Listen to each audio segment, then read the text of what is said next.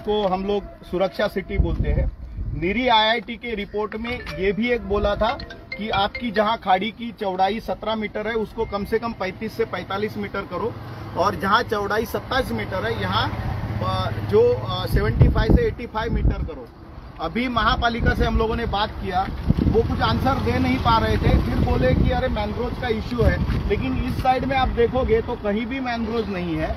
यहाँ हम लोग चौड़ाई बढ़ा सकते थे, लेकिन महापालिका ने कहीं भी अपना कोई प्रयास नहीं किया, ना चौड़ाई बढ़ाई न कुछ किया।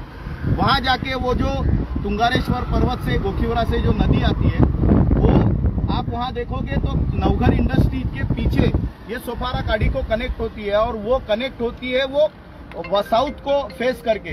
तो उसके वजह से वहां के फोर्स का पानी, यहाँ का समुन्द्र का भर्ती का पानी और मधुबन सिटी से आने वाला पानी, उसके वजह से वो पानी सीधा इंडस्ट्री में घुस जाता है और उसके बाद में फिर वो वेस्ट में आता है। वो पानी यहाँ नहीं आता है। इसके लिए नीरी आईआईटी ने एक जो नाला था 900 मीटर का 35 मीटर चौड़ा, जिसके लिए आज के लिए डीपी रिजर्वेशन है, जगह भी खाली है, ओपन है, और ये आगे जाके कनेक्ट होगा। लेकिन महापालिका को उसके लिए भी समय नहीं है, ना इच्छा है।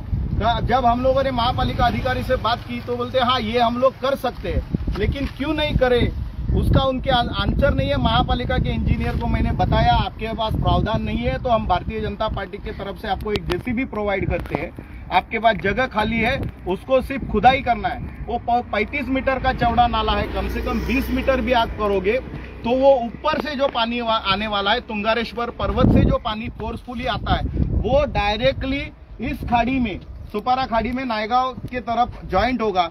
तो वो जो पानी ऊपर से सुपारा खाड़ी में आता है वो डायरेक्टली यहाँ आएगा। तो वो जो इंडस्ट्री है और आगे का जो डूबने वाला इलाका है उसको कम से कम तकलीफ होगी, और वो पानी डायरेक्टली बाईपास होगा। ना मधुबन का एरिया डूबेगा, ना इंडस्ट्री डूबेगी, ना वेस्ट का एरिया डूबेगा, ना एवरशाइन और ये जो वसंत डूबने के चांसेस कम हो जाएंगे।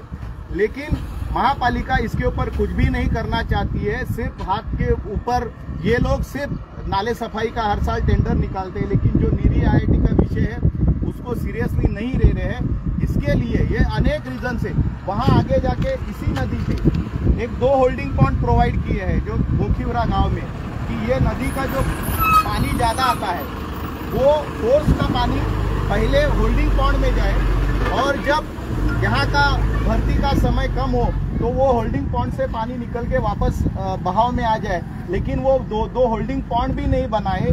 वहाँ उमराला के साइड में अपना जो 4th रोड है समेड़पाड़ा से लेके विरार जाने वाला, उसके साइड में भी उमराले तालेब के करीब में एक होल्डिंग पॉइंट प्रोवाइड किया था। टोटल 3 होल्डिंग पॉइंट भी प्रस्तावित किए थे। महापालिका वो होल्डिंग पॉइंट भी बना नहीं पा रही। इसके पहले सत्ताधारी यहाँ के आमदार थे हितेंद्र ठाकुर जी ने शायद 2020-21 में बोला था कि इसके आगे वसई नहीं डूबेगी, हम लोग होल्डिंग पॉइंट बना रहे और नाले भी बना रहे।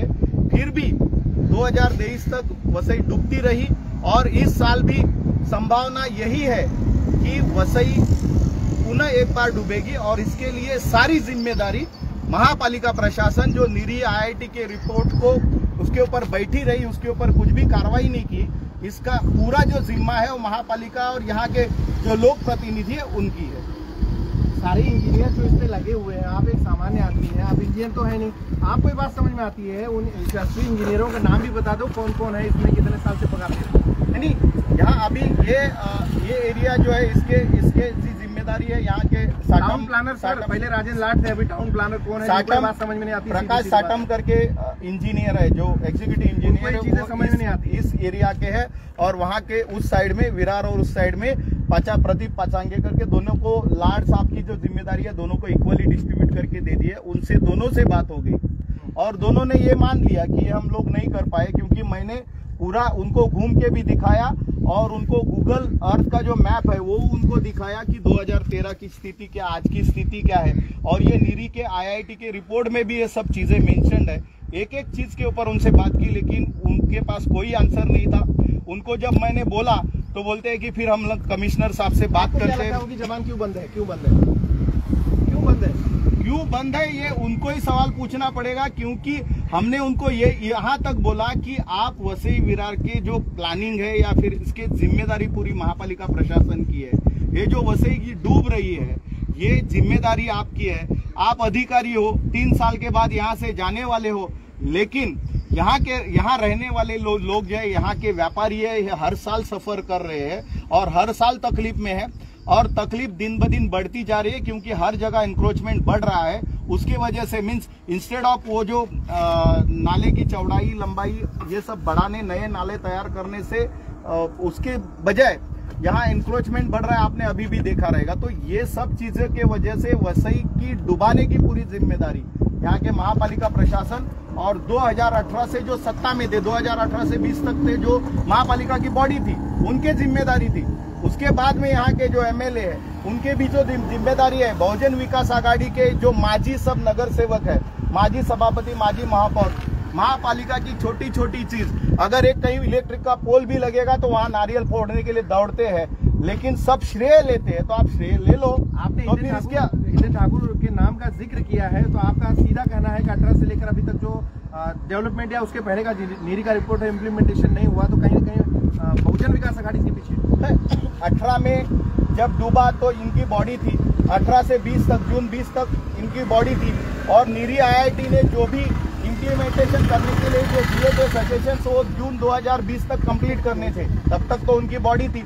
उसके बाद में यहाँ के जो एमएलए है उनकी भी जिम्मेदारी है महापालिका हमारी करके, अगर वो कुछ चीज के लिए आयुक्त और अधिकारियों को अनाप शनाप भी बोल सकते हैं, तो ये चीज के लिए लोग